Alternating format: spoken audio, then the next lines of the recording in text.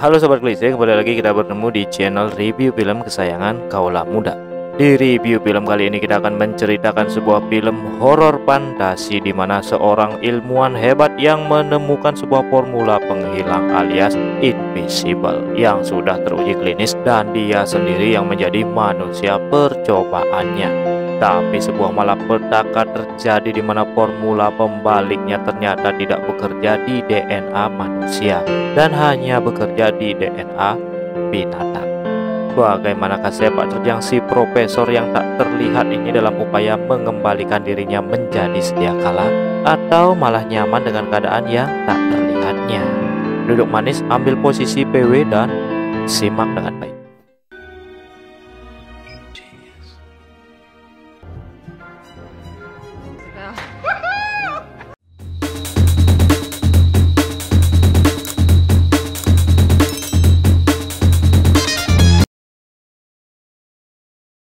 Cerita dimulai pada seorang ilmuwan jenius bernama Sebastian Kane yang ganteng ini. Terlihat Sebastian sedang mengerjakan sebuah proyek rahasia yang didanai oleh petinggi pemerintahan, yakni proyek Invisible Boot Mobil.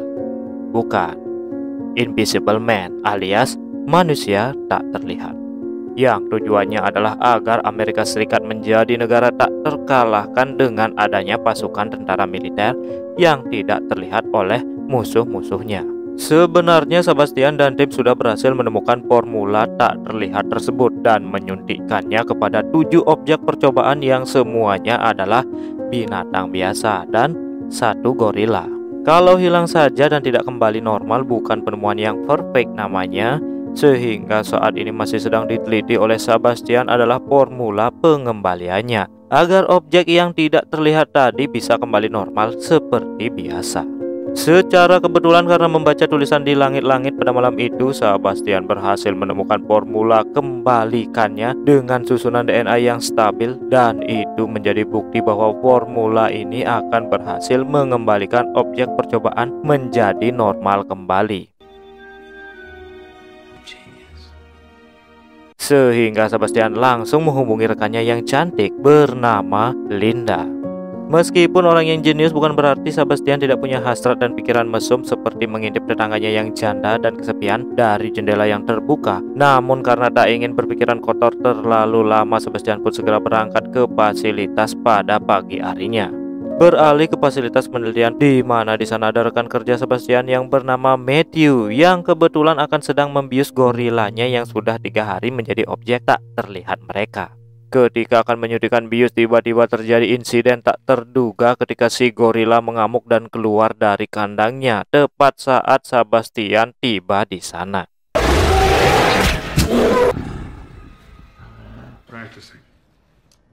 Setelah berhasil membius gorilanya, Sebastian dan tim langsung membawa invisible gorila itu ke ruang medis untuk disuntikkan formula pengembaliannya. Di mana di sini akan dipertontonkan sebuah pemandangan yang luar biasa ketika bagaimana formula tersebut perlahan masuk ke dalam tubuh gorila dan menyebar melalui urat nadinya. Dan yang terjadi,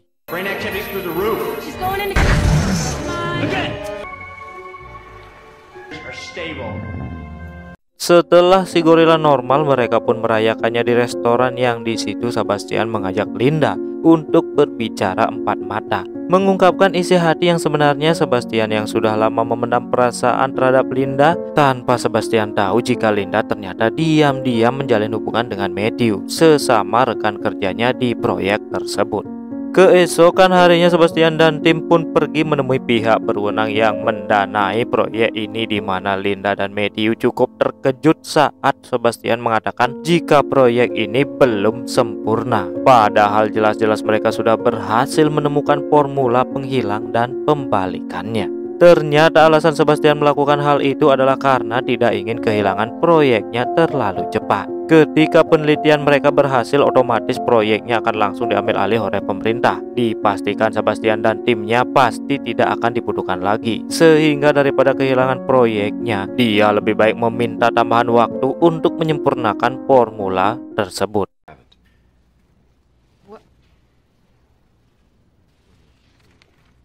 No, yet? Oh, you weren't ready.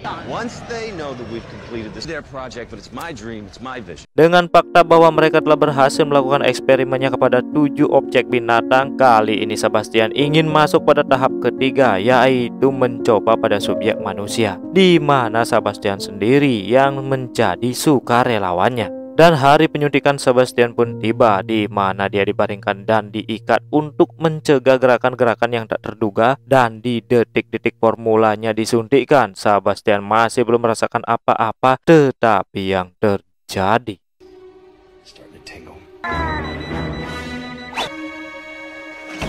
Sebastian yang merasakan sakit luar biasa ketika formulanya mulai menyebar ke seluruh tubuh, di mana kita lagi-lagi akan dipertontonkan pemandangan yang luar biasa, di mana satu persatu lapisan tubuhnya mulai tembus pandang alias invisible. Beberapa jam berlalu, Sebastian akhirnya siuman dan langsung menjerit akibat silau oleh cahaya terang. Dikarenakan sekarang kelopak matanya transparan, otomatis Sebastian tidak bisa melindungi penglihatannya dengan cara berkedip atau menutup mata seperti manusia normal pada umumnya. Semua rekan tim yang lain pun sangat merasa senang sekaligus was-was dengan tidak terlihatnya Sebastian. Namun satu-satunya cara untuk melihat Sebastian adalah menggunakan kacamata thermal yang bisa mendeteksi panas tubuh dari manusia. 30 minutes. Singkat cerita, malam pun tiba. Salah satu rekan yang bernama Sarah ditugaskan untuk menjaga fasilitas itu dan sekaligus menemani Sebastian pada malam harinya, yang dimana kita akan melihat sebuah momen yang mungkin sering menjadi imajinasi anda sekalian ketika punya kemampuan yang tidak terlihat, yaitu menyentuh orang lain tanpa takut ketahuan. Berikut yuk.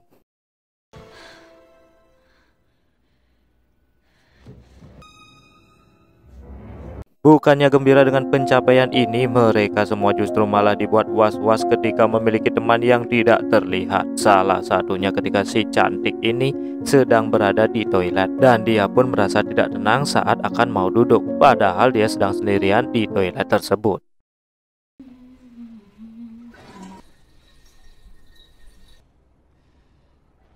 Sama halnya dengan Linda yang dibuat risih ketika Sebastian mendekatinya dan kembali mengungkapkan isi hatinya yang karena tak ingin mengkhianati Matthew, Linda pun menolak ajakan Sebastian untuk menjalin hubungan khusus dengan manusia invisible ini.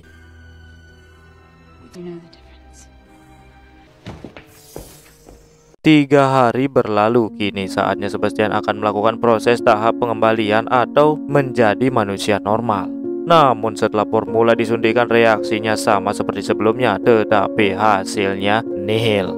Bahkan Sebastian sempat mengamuk kesakitan dan kembali menjadi manusia yang tidak terlihat. Sambil menunggu Matthew merevisi formulanya, Sebastian akan dibuatkan sebuah topeng dari bahan latex, sehingga dalam kurun waktu yang belum bisa ditentukan, setidaknya mereka bisa merasa tenang dengan Sebastian yang bisa dilihat oleh mata telanjang. Berhari-hari Matthew merevisi formulanya, tetapi masih belum juga menemukan titik terang. Sementara Sebastian sudah mulai stres terus berada di fasilitas ini tanpa bisa melakukan kontak dengan dunia luar. Sehingga akhirnya dia meminta izin kepada salah satu rekan timnya yang bernama Carter untuk keluar sebentar menghirup udara segar. Walaupun Carter tidak mengizinkannya keluar, Sebastian tetap keras kepala ingin keluar ke apartemennya dengan menaiki mobil sportnya tanpa sepengetahuan security di sana. Menyadari kondisi Sebastian yang sekarang di tengah perjalanan, Sebastian pun mulai iseng dengan menakuti dua bocil sampai mereka teriak ketakutan seperti ini. Setibanya Sebastian di apartemen, dia benar-benar sudah rindu dengan kehidupan normalnya sebagai manusia konvensional pada umumnya, yang secara kebetulan dia melihat kembali tetangga wanitanya yang lagi-lagi sehabis pulang dari kantor dengan jendela yang terbuka, sehingga akhirnya Sebastian memiliki sebuah ide gila untuk menyatroni tetangganya tersebut. Tentunya dengan tubuh yang transparan, mudah bagi Sebastian untuk bisa masuk ke dalam kamar si wanita ini dengan hanya mengetuk pintunya dari luar. Yang ketika si wanita kembali masuk ke dalam, dia langsung diteror dengan cermin yang bergerak sendiri. Sehingga di tengah ketakutan itu, Sebastian langsung memprikiti wanita tersebut saat itu juga. Pada waktu yang bersamaan muncullah Linda yang datang untuk memeriksa, tetapi setelah tidak menemukannya di dalam apartemen, Linda kembali ke fasilitas dan memberitahukan timnya untuk bersiap dengan perlengkapan mereka, salah satunya adalah pistol bius untuk bisa membawa Sebastian kembali ke tempat ini. Mungkin seperti gorila ya. Ketika akan berangkat, tiba-tiba muncullah Sebastian dengan teng-tengan kresek di tangannya, mengaku sehabis membawa barang-barang pribadi dari apartemen. Padahal Linda tahu betul tadi Sebastian tidak ada di sana, sehingga tanpa memberitahukan kepada yang lain, Linda pribadi sudah menyadari jika Sebastian telah berbuat macam-macam dengan tubuh transparannya. Okay, let's pack it up and done, don't they? My ability, you didn't know. Malamnya ketika semua orang sudah pulang dan Linda tidur sendirian di rumahnya, terlihat jika selimutnya bergerak sendiri disusul dengan seorang yang seolah-olah naik ke atas tubuhnya. Dan yang terjadi, ternyata itu hanyalah mimpi Linda yang terlalu khawatir dengan apa yang bisa dilakukan oleh Sebastian. Yang tak lama Matthew pun menelpon jika dirinya sudah berhasil menyempurnakan formula pengembaliannya. Bersama-sama mereka pun melihat reaksi dari formula tersebut. Terlihat jika keberhasilan formulanya berhasil mencapai 80% dan terus meningkat. Yang ketika Sebastian sudah semangat sebentar lagi akan sembuh, tiba-tiba saja formulanya lenyap. Full quantum cascade. Flesh. Don't tempt me. Satu persatu bukti bahwa Matthew masih belum berhasil menyempurnakan formula tersebut, sehingga Sebastian semakin depresi dengan terus berada di sini. Sebastian nampaknya sudah tidak tahan lagi ingin benar-benar melakukan hubungan suami istri dengan Linda, yang karena Linda masih bersikap dingin dan menolaknya. Sebastian pun yang akhirnya pasrah dan membiarkan Linda pergi dari hadapannya. Penasaran dengan kenapa Linda begitu sensi dan terus bersikap jual mahal, Sebastian pun memiliki sebuah ide untuk bisa kabur dari fasilitas ini tanpa izin, yaitu dengan mengakali CCTV-nya.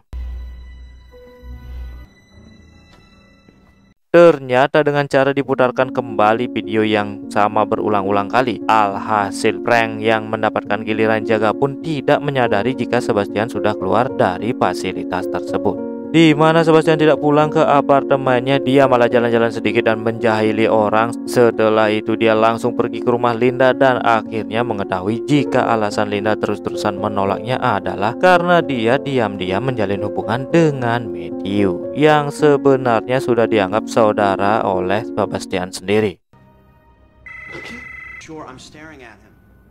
Dan suatu malam ketika sedang beristirahat dengan tenang, Sebastian yang sedang stres bercampur sakit hati pun benar-benar semakin dibuat murka saat anjing subjek percobaannya di sana terus saja menggonggong sepanjang malam. Yang di sini kita akan melihat sebuah efek samping dari formula tersebut yang ternyata bisa merubah kepribadian dan emosional seseorang, yang membuat Sebastian dengan teganya membunuh anjing tersebut dengan tangannya sendiri. Keesokan paginya, orang pertama yang menyadari si anjing mati adalah Sarah. Dia mencoba bertanya kepada Sebastian tapi tidak mau mengakuinya. Akhirnya Sarah menceritakan hal ini kepada teman-teman yang lain. Tetapi setelah melihat rekaman CCTV, Sebastian tidak pernah pergi meninggalkan tempat tidurnya sama sekali. Di rumah, Linda pun menjadi sangat paranoid terhadap gerakan-gerakan kecil dan suara-suara yang ada di sekitarnya. Bahkan ketika angin masuk melalui jendela, Linda mengira itu adalah Sebastian dan mencoba untuk membungkusnya menggunakan selimut. Saat itulah Linda menyadari satu hal, bahwa hampir setiap malam Sebastian keluar dari fasilitas ini, dan kecurigaannya pun terbukti saat dia membuka tutup kamera CCTV yang di situ terdapat sebuah alat pemutar video yang menampilkan gambar yang berulang-ulang. Dengan cepat Linda pun memanggil teman-temannya untuk datang tepat pada saat Sebastian baru saja kembali dari luar. Tanpa menyadari akan keberadaan Sebastian di sana, mereka pun sepakat untuk melaporkannya kepada pemerintah supaya masalah ini diselesaikan oleh petinggi pemerintahan, yang pastinya Sebastian tidak akan bisa berkutik lagi. Tiba di rumah ketua komite, Linda dan Matthew langsung menceritakan semua kronologisnya dari awal, dan tanpa babi ibu beliau setuju untuk segera menindaklanjuti permasalahan tersebut. ketika Linda dan Matthew sudah pulang, saat itulah Sebastian ternyata masih berada di dalam ruang si ketua komite. Setelah memutus kabel telepon supaya si ketua tidak bisa menghubungi pemerintah atau pihak militer karena pintu belakang terbuka, si ketua pun pergi untuk memeriksa yang ketika sedang menyalakan rokok, tiba-tiba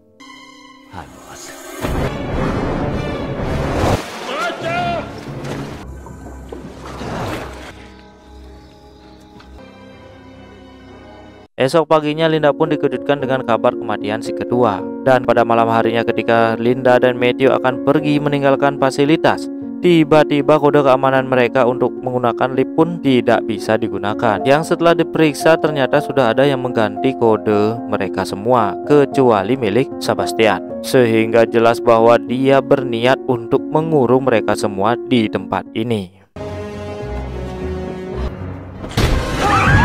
Dan kawan-kawannya sendiri tidak berhasil menemukan Sebastian dan justru malah dikejutkan saat menemukan Dennis sudah tewas dengan luka jaratan di lehernya. Sadar bahwa Sebastian sudah di luar kendali, mereka pun mengaktifkan detektor gerakan yang akhirnya diketahui jika Sebastian sedang berada di koridor yang lain. Sehingga Matthew dan Carter langsung pergi ke sana dengan pistol bius tentunya untuk melumpuhkan Sebastian. Motion detectors. Check. Matt. Tanpa diduga Carter pun dicekik oleh Sebastian yang sudah berada di atas pipa, yang dimana Matthew mencoba menyelamatkannya tetapi gagal. Dan justru malah Matthew yang kini harus berjuang menyelamatkan diri dari Sebastian yang akan berniat untuk membantai mereka semua. Karena pistol biusnya sudah habis, Matthew pun menggunakan tabung pemadam api untuk mengetahui di mana Sebastian berada. Tetapi karena gerakan yang sangat cepat dan di luar kendali, Sebastian tetap tidak bisa menangkapnya. Dan beruntung ada Linda yang berhasil menyeretnya keluar dari koridor tersebut.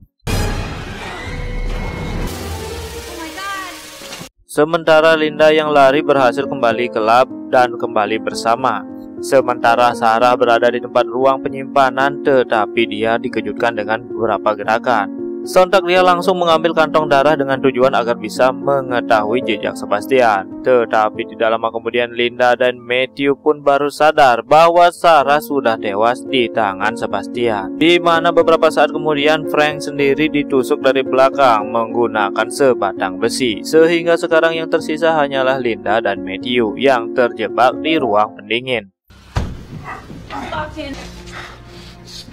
Dengan santainya Sebastian pun datang menggunakan topeng latex dan pakaian normal. Dia bermaksud untuk pergi dan menghilang dari fasilitas ini dengan cara meledakkan laboratoriumnya, sehingga semua orang menganggap jika semua orang yang ada di tempat itu sudah mati dalam insiden kebakaran yang dibuatnya sendiri. Sementara Sebastian menyiapkan bahan-bahan peledaknya, Linda sendiri berusaha untuk bisa keluar dari ruangan pendingin itu dengan cara menghack alat pacu jantung menjadi magnet yang berdaya lekat tinggi yang mampu menggerakkan batang kunci pintunya. Ketika berhasil, Linda pun meninggalkan Matthew di samping api penghangat agar dirinya bisa segera pergi mencegah Sebastian keluar dari tempat ini. Linda yang sudah geram menggunakan penyembur api dan dia pun berhasil membakar habis tubuh Sebastian hingga tak berdaya. Namun itu belum saja cukup untuk membunuhnya, karena ketika air pemadam otomatis menyala, terlihat Sebastian masih hidup dan menyerang Linda dari belakang. Tetapi muncul Matthew yang langsung membuat Sebastian berbaring tidak berdaya, yang mana seperti di toko-toko pada umumnya. Mereka pun lupa dan lalai dengan tidak memastikan tokoh antagonis tersebut mati, sehingga ketika mereka berdua sedang naik tangga darurat melalui jalur lift, Sebastian pun muncul kembali untuk mencegah Linda dan Matthew keluar hidup-hidup dari tempat tersebut.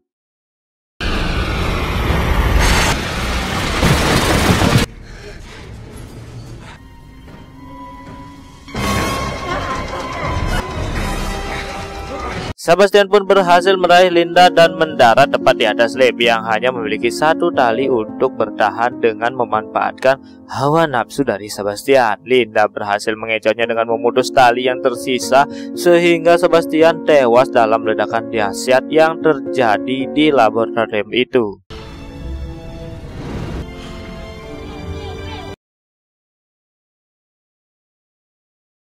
Ya, walaupun endingnya yang cukup membanggakan, pesan yang bisa kita ambil dari film itu adalah jangan menjadi seorang yang suka lempar batu sembunyi tangan di balik tembok, mending jadi invisible. Terima kasih.